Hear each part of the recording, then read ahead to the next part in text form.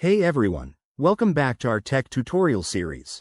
Today, we're tackling something essential in 2025, setting up your Google Drive account.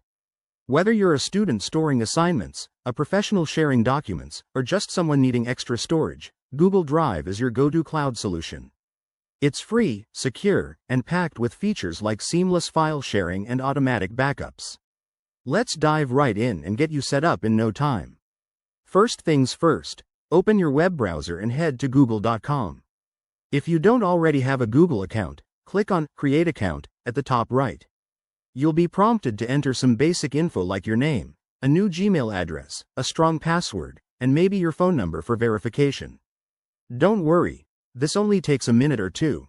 Once you've filled everything out and verified your account via email or text, you're good to go.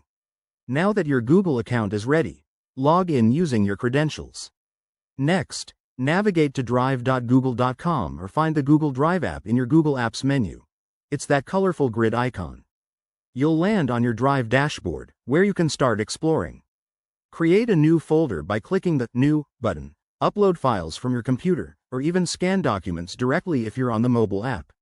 One cool update for 2025 is the enhanced AI integration, which suggests folder organization based on your files. Take a moment to customize your settings, like enabling offline access or setting up autosync for your devices. Remember, Google Drive offers 15 gigabytes of free storage, but you can upgrade if you need more. And just like that, you're all set up.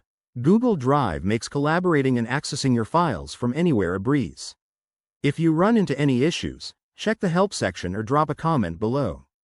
Thanks for watching. Hit that like button, subscribe for more tutorials, and I'll see you in the next one. Stay tech savvy.